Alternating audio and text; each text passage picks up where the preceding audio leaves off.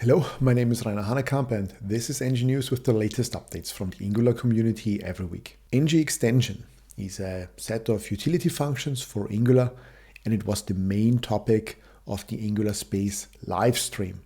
As always, the host was Armen Fadanyan, and he was later joined by the maintainer of ngXtension, who is Enea Yahulare. They discussed several main features, for example inject params, which a former episode of ngNews already covered, and the on helper function, which offers a better developer experience for explicit effects, not just for effect, but also for computed, resource params, or the linked signal. And another very promising library that offers utility functions for Angular, this time only signal-based, was published.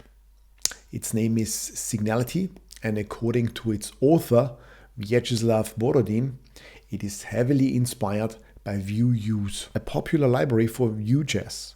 Although Signality was released at version 0.1, the number of functions is already quite impressive. Vitest, Angular's default testing framework, was released in version 4.1, and it got one major feature in handling asynchronous tasks. When we use the fake timers, we have now an automatic tick mode.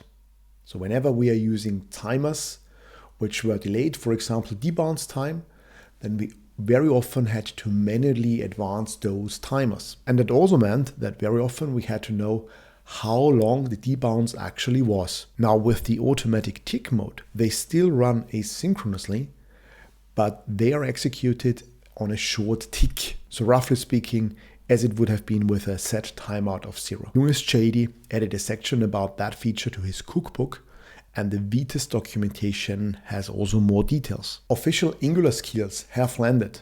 You can install them via running npx skills at Angular skills. After that, your agent should pick them up whenever the LLM decides to use them. Skills are mainly text content, and they explain an LLM how to do things. For example, how signal forms work or Angular's dependency injection. The big difference to MCP, tools, cursor roles, or whatever term your agents are using is that skills only load a very short description into the LLM. And in that short description, they're explaining what they could actually offer. So they are not overloading the context, because when the LLM decides that it is now time to use them, only then is the whole content loaded into the LLMs. Angular skills are not new. ngNews already covered the analog.js skills, which were created in January. As their author Brandon Roberts confirmed, now that official Angular skills exist, the analog.js skills are deprecated. I wish you a nice week and see you in the next episode. Goodbye.